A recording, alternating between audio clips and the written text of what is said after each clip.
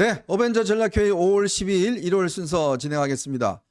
오늘은 부득이하게 저 혼자 또 진행을 해야 될 것 같습니다. 여러분들 양해를 좀 구하겠습니다. 괜찮으시죠? 저하고도 이렇게 따로 만나는 시간이 있어서 이렇게 뭐 하는 것도 저는 뭐 크게 나쁘진 않은 것 같습니다. 오늘 여러분들하고 저하고 관련된 이슈들 좀 살펴보도록 하겠습니다. 어제 모처럼 제가 쉬었는데 날씨가 그렇게 안 좋더니만 또 오늘은 날씨가 또 너무너무 좋네요. 참 이게 저는 뭐 쉬지 말라는 건지 뭔지 모르겠습니다. 날씨가 하루 만에 이렇게 바람도 불고 눈도 오고 비도 오고 하다가 오늘은 또 날씨가 그래도 청명하게 개인 것 같습니다. 어제 아마 연등 행사도 있었는데 혹시 우리 구독자분들 중에 나가신 분들 꽤 아마 고생을 하셨을 것 같습니다. 참 요즘 이제 여름 이게 아직 되지도 않았는데 날씨가 크게 변동이 많습니다. 이게 올해 얼마나 또 더울지 또 비가 얼마나 많이 올지 참 걱정스러운 것 같습니다. 자, 참 날씨만 이렇게 된 게 아니라 우리 정치권도 참 계속 이렇게 예상치 못했던 일들이 점점 벌어지고 있는 것 같습니다. 조금 전에 들어온 소식입니다. 민주당이요 차기 국회의장 22대 국회의장으로 결국 추미애 쪽으로 가는 것 같습니다. 정성호 의원이 이 경쟁에서 참여하지 않겠다라고 이미 포기 선언을 오늘 오전에 했는데요. 이어서 조정식 의원과 추미애가 둘이 만나서 합의를 봤다고 합니다. 추미애를 지지하기로 그렇게 합의를 봤다고 합니다. 그러면서 이제 대결은 우원식 의원과 추미애 당선자의 대결로 이렇게 압축되는 것 같습니다. 우원식 의원은 본인은 뭐 경선을 계속 하겠다라는 뜻을 밝혀서 아마 추미애하고 이제 한판 붙을 것 같은데 뭐 결과는 이미 나와 있는 것 같습니다. 왜냐하면 이제 우원식 의원은 본인이 지금 이 민평년 김근태 의원 거기 소속이고요. 근데 이제 추미애는 이 친명들의 지지를 받고 있기 때문에 제가 좀 이따 그 자세한 내막을 좀 제가 오늘 여러분들 알려드리겠습니다. 왜 이재명이 추미애로 그렇게 결론을 내렸는지 그 내막을 제가 좀 취재한 것들을 오늘 여러분들한테 좀 공개를 하도록 하겠습니다. 자, 본격적인 저희가 토론에 들어가기 전에 토론이 아니군요. 제가 혼자 얘기하는 거니까 말씀에 들어가기 전에 몇 가지 좀 소식들을 전해드리도록 하겠습니다. 김경수 전 경남지사가 오는 19일 날 귀국을 할 거라고 합니다. 귀국을 하는데 23일 날 김해 봉화마을에서 열리는 그 노무현 추도식에 참석할 예정이고 잠시 있다가 다시 들어간다고 그러네요. 지금 현재 런던 정경대 영국에 있는 LSE라고 아주 유명한 정치 경제 관련된 이 대학교입니다. 거기에 지금 현재 방문 교수라는 게 사실 뭐 저도 미국에 방문 교수로 갔다 왔는데 그것도 뭐 가면 그냥 연구하는 겁니다. 가서 연구하고 뭐 이렇게 한 1년 동안 2년 동안 있다가 오는 것인데요. 방문 교수 자격으로 지금 가 있습니다. 그런데 왜 이 김경수의 귀국이 상당히 주목되는가라는 것을 보면 지금 김경수는요 지금 사면은 됐지만 복권이 되지 않은 상황입니다. 이렇게 복권이 안 되면 2028년까지 이 어떤 선거에 출마할 수가 없게 돼 있습니다. 그 출마할 수가 없는데 문제는 이제 복권 여부가 이제 굉장히 관심이죠. 특히 지금 이번에 보면 친문 계열은 아마 지금 이번에 당선인 중에서 한 20명 정도로 굉장히 축소가 되어 있습니다. 자, 그러다 보니 지금 김경수가 만약에 복권이 된다 그러면 친문의 대표 주자로 활약하지 않을까라는 그런 이야기가 나오고 있죠. 그래서 이제 김경수가 도착하게 되면 문재인과 무슨 이야기를 할지 뭐 이런 것들이 아마 좀 관심이 있을 것 같습니다. 근데 왜 지금 김경수가 이렇게 관심이냐 하면 제가 좀 취재를 해보니까요. 지금 이 친문과 친노 계열에서는 여러 가지 고민이 있는 모양입니다. 그 뭐냐면 이번에 사실은 이제 조국 혁신당이 사실상 어떤 친문이나 친노 계열의 좀 지지를 받았지 않습니까? 근데 문제는 뭐냐면 조국이 지금 현재 곧 있으면 아마 대법원 확정 판결이 나올 거거든요. 그럼 확정 판결에서 2년형을 받으면 아마 이 피선거권이 뭐 꽤 오랫동안 금지가 될 겁니다. 그렇게 되면 내년 다음 대선 뭐 여기 출마를 할 수가 없게 돼 있어요. 자, 그런 상황이 되다 보니까 그렇다면 조국 혁신당은 거의 뭐 해체되는 거 아니냐 이런 우려가 있는 거죠. 그러니까 왜냐 워낙 지금 친명계가 이 민주당을 장악하고 있기 때문에 그런 면에서 어쨌든 간에 친문계들이 이걸 좀 뭔가 세력화를 해야 된다. 뭉쳐야 된다. 우리가 다시 부활을 해야 된다. 자, 그러면 조국혁신당을 플랫폼으로 해서 조국혁신당이 여러분 아시겠지만 지금 호남권에서 지지를 많이 받고 있지 않습니까? 그러면 조국혁신당이 부활을 하려면 조국 이후에 뭔가 어떤 새로운 주자가 나타나야 되거든요.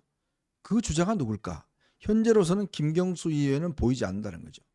그래서 이제 조국의 대타로서 김경수를 세워야 되는데 문제는 이제 여기에 조금 걸림돌이 윤석열 대통령이 복권 조치를 하지 않으면 어렵다. 이런 이제 지금 걸림돌이 있는 겁니다.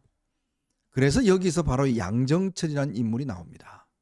이 뭐냐면 양정철은 이 윤석열 대통령과 꽤 오랜 인연이 있습니다. 꽤 오랜 인연이 있고 제가 듣기로는 아마 몇 차례 만난 것으로 알고 있어요. 윤 대통령을. 그러면서 이 김경수가 한간에 이렇게 좀 이야기했던 게 뭐냐면 김경수를 어쨌거나 복권만 해주면 친문 계열이 결집을 해서 이재명의 대항마로 나서겠다. 이런 것들을 아마 윤 대통령 측에다가 끊임없이 전달한 걸로 알고 있습니다. 그러면 지금 양정철이가 이제 꿈꾸는 거는 뭐냐면 사실 양정철하고 이재명하고는 뭐 굉장히 꽤 가깝지가 않죠. 지난번에 불출마도 했고. 그러니까 이 세력이 새로운 어떤 부활을 꿈꾸는데 결국은 김경수를 어떤 이 촉매제로 해서 부활을 해야 된다는 거예요. 그러려면 윤 대통령의 도움이 필요하고 그러면 윤 대통령한테 뭘 줄 거냐라는 건데 그건 아마 뭔가 국정의 협조 뭐 등등 그런 걸 주면서 실질적으로 양정철 비서실장 나왔던 배경이 바로 거기에 있다는 거죠. 그거 아마 여러분들 많이 좀 분노하셨을 겁니다. 어떻게 양정철 같은 사람을 지금 할 수 있느냐라는 건데 어쨌건 이 양정철이라는 사람을 중심으로 해서 김경수 대항마 뭐 이런 것들이 지금 꿈꾸고 있는 거기 때문에 그래서 이제 지금 이 김경수의 이번 귀국이 아마 이런 것들을 위한 전초 작업 또 공감대 아마 제가 듣기로는 들어오면 문재인 대통령을 비롯해서 꽤 이 관련된 사람들을 만날 걸로 알고 있습니다. 만나서 어떤 향후에 본인들의 어떤 이 시나리오 왜냐하면 이번에 전부 다 이 불출마를나 그 다음에 이제 또 이번에 낙천을 많이 했지 않습니까? 그래서 이런 사람들이 모여서 앞으로 김경수를 중심으로 하는 친문계의 부활 뭐 이걸 꿈꿀 것이다라는 거 나오는데 조금 우리가 정치공학적으로 보면요. 어쨌든 간에 저쪽에 이재명 독주 물론 뭐 이재명이 앞으로 사법 리스크가 많기 때문에 어떻게 될지는 이제 앞으로 우리가 지켜봐야 되겠지만 만약에 이재명이 이런 법원을 압박해서 좀 이걸 연장한다 그러면 한편으로 보면 이 어떤 내부 분열을 도우기 위해서 이 김경수에 대한 복권도 필요하지 않냐 뭐 이런 지금 전략적 관점도 제기가 되고 있는 반면 또 한편으로 만약 이재명이 그 실형이 나와서 만약 이제 피선거권이 없어질 경우에 김경수가 그렇게 막 확 떠버리면 그것도 과연 우리한테 유리할지 불리할지 뭐 이런 부분에 대한 어떤 이 계산이 지금 좀 있는 것 같습니다. 그 부분은 앞으로 우리가 한번 상황을 지켜보면서 여러분에게 시시각각 좀 이 논평을 해드리도록 그렇게 하겠습니다. 자, 조금 전에요. 또 황우여 비상대책위원장이 여당의 주요 당직자들에 대한 인선이 있었습니다. 오늘 정정식 정책위 의장, 성일종 사무총장, 그다음 배준영 원내 수석 부대표 이렇게 이제 3인을 선정했고요. 비대위원으로 엄태영 의원, 유상범 의원, 김용태 당선자, 전주혜 의원 이렇게 내정을 했습니다. 엄태영 의원은 이번에 제천 단양에서 당선을 했죠. 그리고 유상범 의원은 강원 홍천, 횡성, 영월, 평창 여기 재선을 했고요. 김용태 이번에 가평 양평에서 가평 포천에서 당선이 됐고 전주혜 의원은 이번에 결국 뭐 떨어졌습니다만은 이렇게 됐고요.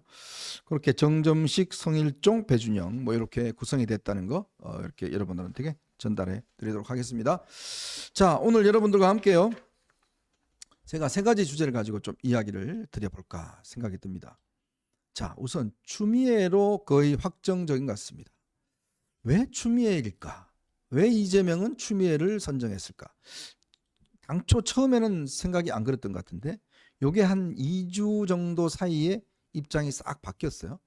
그 바뀌게 된 배경은 뭘까? 요걸 한번 여러분들한테 분석해 드리고요.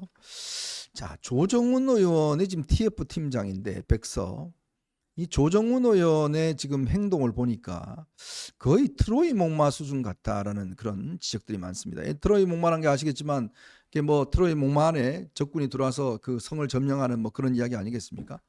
민주당에서 넘어왔는데 시대전환이라는 걸 통해서. 근데 지금 와서 하는 행동을 보니까 이거 영 수상쩍다. 더군다나 본인이 지금 당대표 출마를 지금 이야기하는 상황에서 자꾸 한동훈 전 위원장의 책임론으로 몰고 가고 있는 거 아닌가? 왜 그럴까? 누가 조정훈을 저렇게 뒤에서 백업할까? 요 문제 한번 풀어드리고요. 마지막으로는 지금 라인 사태, 이게 지금 일본에서 라인 관련 사태가 있는데요. 여기에 조국은 지금 독도가겠다 그러고 이재명은 지금 막 이 일본 총무상이 이토 히로부미 관련돼 왜 고손자라는 사실을 올리면서 병상에서도 지금 아주 반일 지금 운동을 하고 있는 것 같아요. 치료나 하지 참 병상에서도 핸드폰을 못 놓는 것 같습니다. 참 제가 볼 때는 참 기가 막힌데 그 이야기 여러분들하고 좀 나눠보도록 하겠습니다. 비록 저 혼자이지만 여러분들 많은 응원해 주셔야 됩니다. 그래야 또 제가 힘이 나게 또 여러분들하고 이야기하지 않겠습니까? 여러분들 보시면서요. 좋아요 많이 눌러주시고 많은 응원 부탁드리겠습니다.